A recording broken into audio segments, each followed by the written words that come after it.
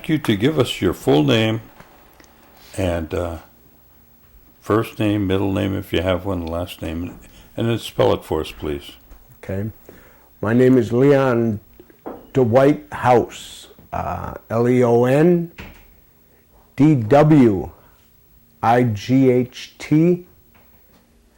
House, House.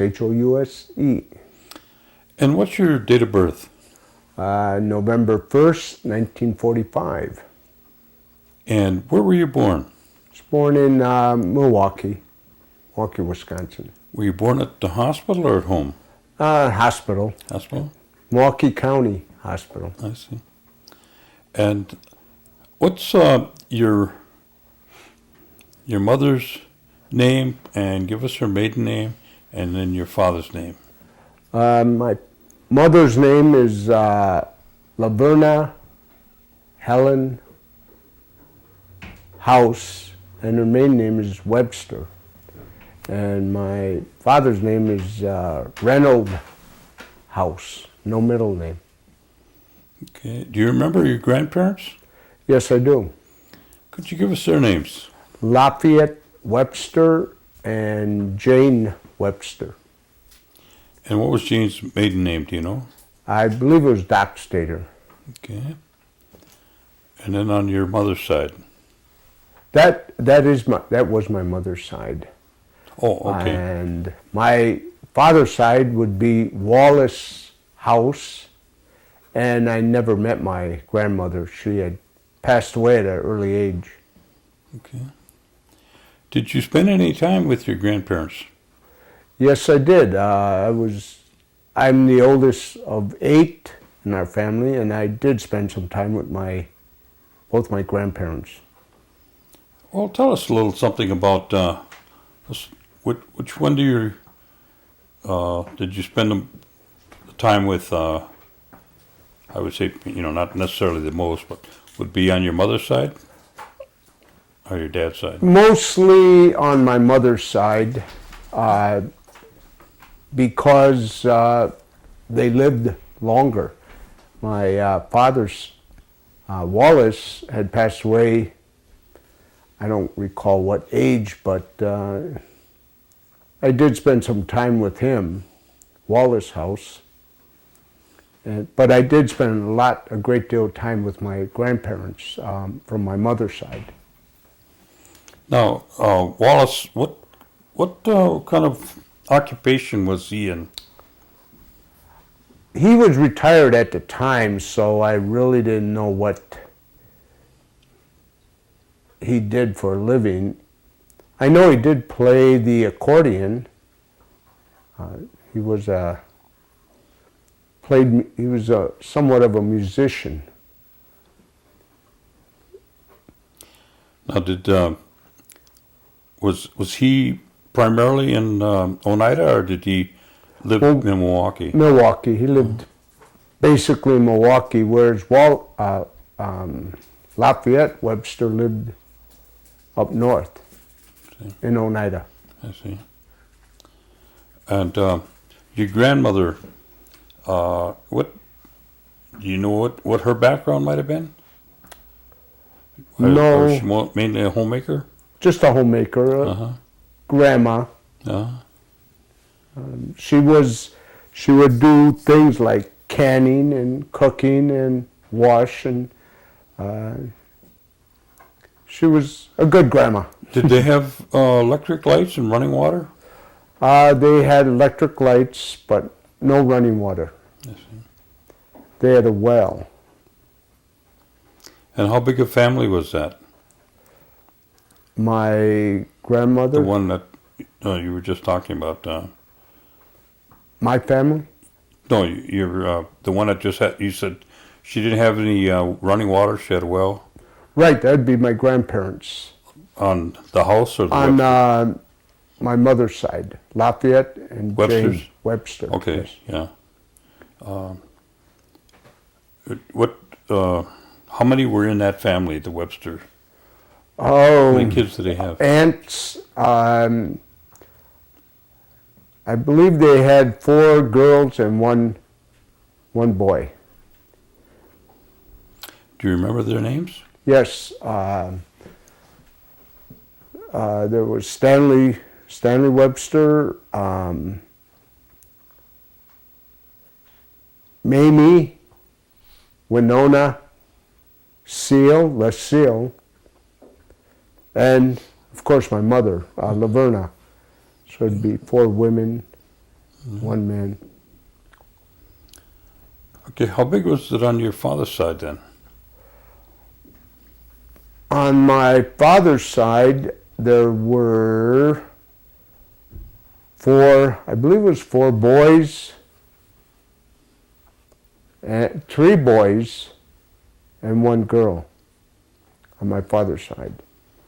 And their names, Evelyn, Raymond,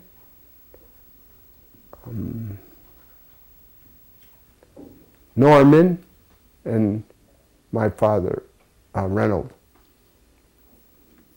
Okay. Now did your mother and father ever mention where they met? I believe they met in the Milwaukee area. Mm-hmm. And how many brothers and sisters do you have? I have 6 brothers and 1 sister. Okay, could you give us their names? Yes, Norma Ray is my sister, and then there's Michael, Richard, Kevin, David, and John, and of course Thomas, who passed away this year. Now, where are you in the order? I'm the oldest. You're the oldest. Yes, I am. Okay. Now, did you live right in town, or did you live out on the outskirts of town of Milwaukee? We grew up on the south side of Milwaukee, On the south side? various locations. It's not that we lived in one house.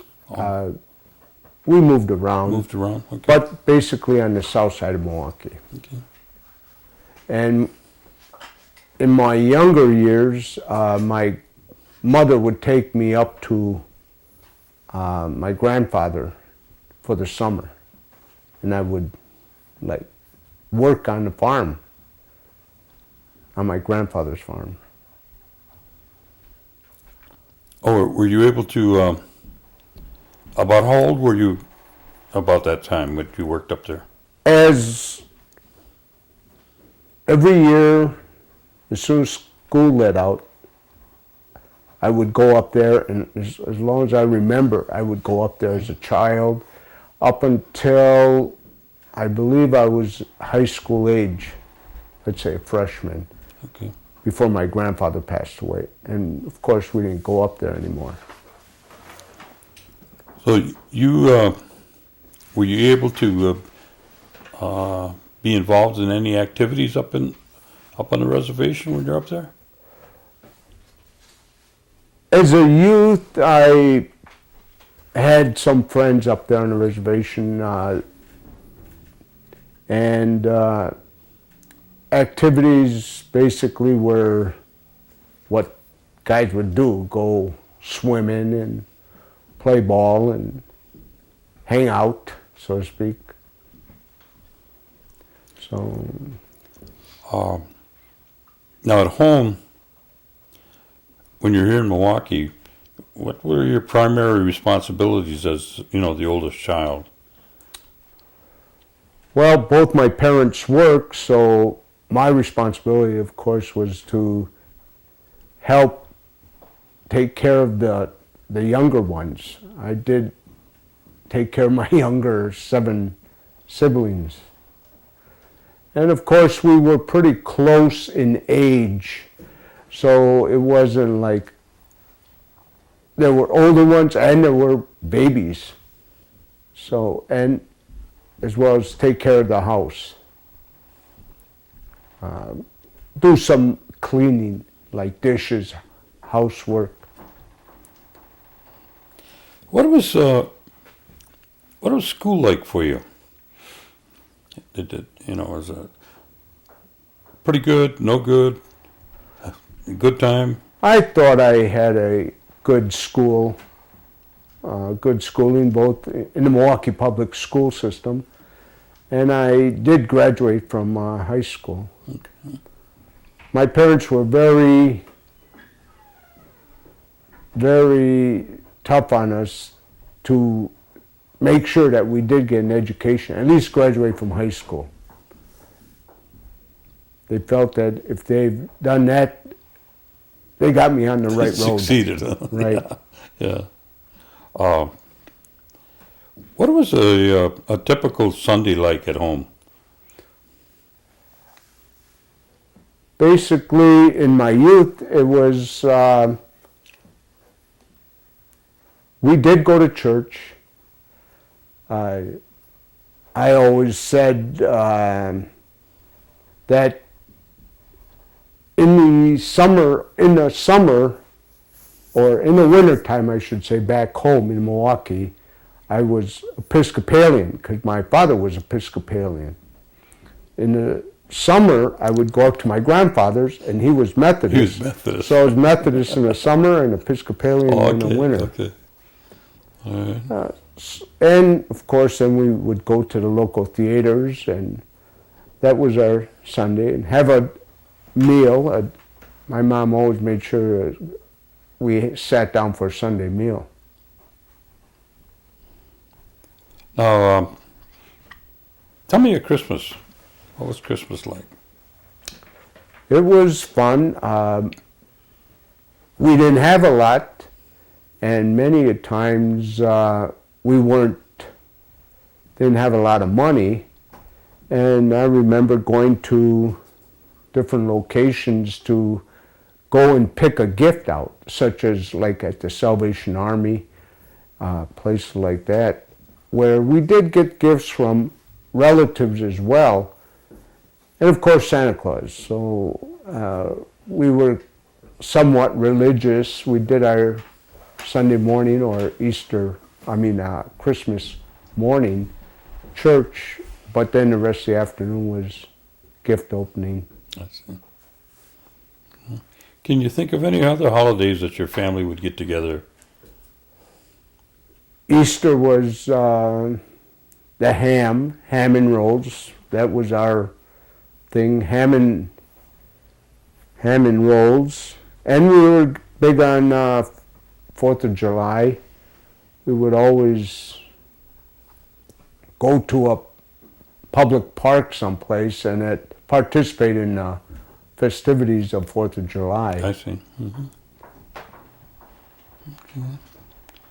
Did you ever have an opportunity to participate in Hoyan? No, I didn't. No.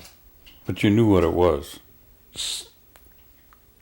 Not really. No. You know, I didn't. My mother would tell me things of that nature, but I never did participate. I see. No. Okay. Okay. When you finished high school, where did you go then? I worked at a machine shop. I was given a job right out of high school at a machine shop, and I worked there until I was drafted into the military. How long was that you worked at the shop? Probably 6 months. Oh. Less than a year I was working. What kind of work did they have you do? Pardon? What kind of work did you get on any machines or? Well, yeah, it was what they call an automatic screw machine. Okay. Noisy machine shop. So I did learn how to operate some machinery there. And then you say you were drafted? Yes, I was drafted then. Okay, what year was that?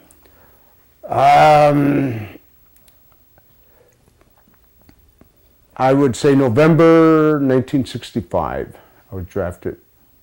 Okay. And where'd they put you? I put my hand up and went in the Marine Corps. Well, they don't draft you in the Marine Corps. Well, during the draft at that time, they did ask for selections if you wanted to go Oh, for your choice. for your choice. I And see. I said, I'm going to Marine Corps because I had two cousins that had been in the Korean War, and they were in the Marine Corps, so I thought that's where I should go. San Diego, here you come. huh? Yes, sir, San Diego.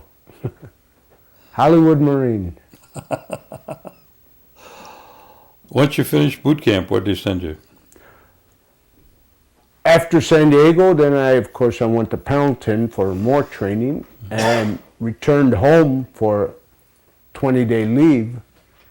And then I went back to California for more training. And then I was shipped to Vietnam. And what kind of training were you involved in? What they prepare you for? As a Marine, you're prepared for any kind of action. I was a rifleman, what they call rifleman, Okay. and we were in field operations of handling any kind of weapon, tactics, that sort of training, and survival. And how long were you in Vietnam? I was in Vietnam 10 and a half months Okay. before I was wounded and sent back home to Great Lakes Naval Hospital. Okay. And how long did you have to stay at Great Lakes? I was at Great Lakes probably about 6 months for recovery. And shortly thereafter, I was discharged from the Marine Corps. Okay. And then where did you go?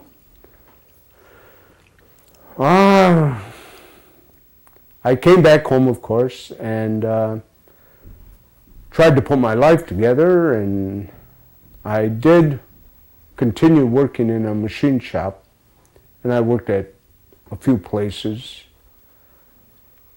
And before I finally settled in at General Electric, I ended up in the machine shop at General Electric Medical Systems. And were you all around machinist there, or? Well, I started out as a machinist, but what happened was I wanted to move out of Milwaukee and move out to Waukesha, and they had opened a plant in Waukesha, so I joined the assembly group in Waukesha. And that's where I finished 30 years of employment at General Electric. Oh, gee. So I'm currently retired. Now, during this time, did you ever have a family, start a family? I was married when I got out of the service. I was married for 6 years and divorced. And then I met my second wife at work. And we've been married now for 25 years. Do you want us to give us the names of the ladies you married? The ladies? Of the girls? Girl? The first girl I married was a Polish girl living on the south side. It's heavily with the Polish people, and I married a girl by name of a Polish girl. Okay. And the second lady I married was an Italian girl. And you want her maiden name? Or Sure. I mean, okay, it's up to you. Carolyn. DeCordo was her maiden name, Carolyn DeCordo. Okay. She's from Milwaukee. Yes, she was. Do you have any children? Well, she had two of them from her first marriage. I see. So now, of course, they're my daughters now.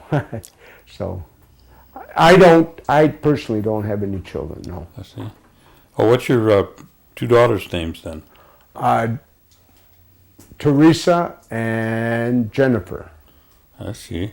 And how old are they? Oh, one's 32 and one's 28. Oh, do you have any grandchildren? I have 5 grandchildren. Can you give us their names? Right, there's Samantha, who's the oldest, she's about 14. Then there's Erica, about 13. Brandon, then about 6. Jonathan, who's about 4. And Julia, she's about a year and a half, 2 years old. I see. And how did you meet your wife?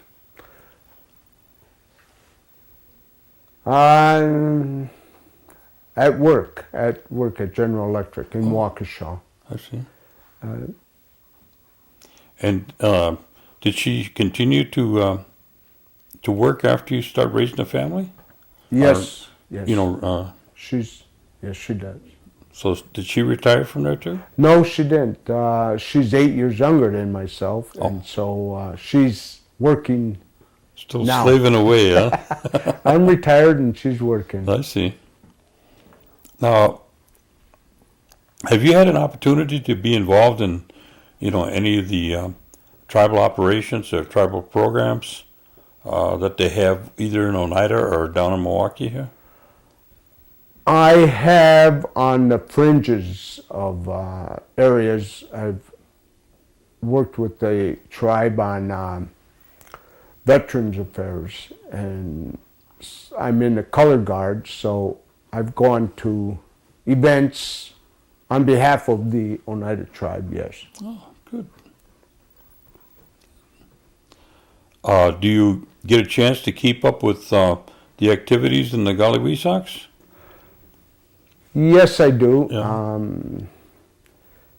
Basically because I'm a veteran and I work with the veterans organizations both in southeastern Wisconsin here, and as well as I belong to the VFW in Oneida. And they have a veterans group down here, right? No, not really. Well, they do. Yes, they do. Yeah. The SEATs, color Yeah. guard. Yes. I see. About how big a group do you have? Currently, we have 10 to 12 members. I'm not saying members, but active Participants, vets yeah. that are participating. There's a lot of them that aren't participating, I Right, suppose, huh? right. What's your position on the per capita payment? Per capita payment. It comes in handy being retired, and I think it's somewhat of a fair share. And the casino, what's your position on the casino? I always lose. I never win. That's my. I just go up there and donate. But I mean, in terms of the casino and its effect on the tribe. It's been a tremendous effect. Both it started with the bingo, and the casino was rolling, and I can see it's probably going to be one of our mainstays for the tribe for a long time. as long as we can continue to grow. How do you see the situation here in Milwaukee in regard to the the Potawatomis? They've seemed to have taken off pretty good. Right. Yep. Only because of their location. It's basically the people coming up from Illinois, and the closest casino is Potawatomi, of course. And unfortunately, you have to drive past Potawatomi to get to Oneida. Well, the other thing too is they've got a lower population base in terms of tribal, their tribal membership. Mm-hmm. It's a lot less than ours, Right. so, which increases their per cap. Mm-hmm. Is there anything that you see of the tribe's ability to do various things? Would you like to see them expand in particular areas, or increase different services, or anything like that you're aware of?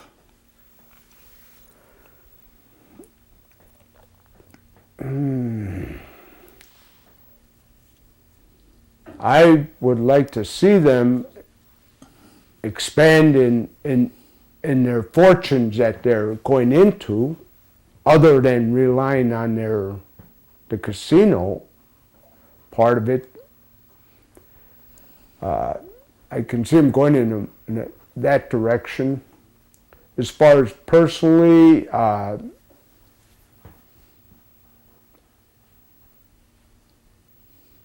really don't have any idea more than what the difference is from up there to down here. Although I'm aware of the differences of living on the res versus living in Milwaukee. But I would not. I'm very fortunate enough that I have a good job. My job kept me here.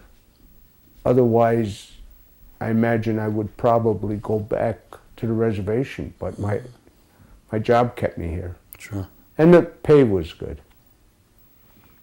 Well, that's what it's all about. Yep. What kind of recommendations do you have for the youth? With your experience, going through all these school of hard knocks, so to speak. Education. I stress education very adamant with my kids and my grandkids as well. And I always stress that I'm putting money away for their education, and hope that education will make them a little bit smarter than myself.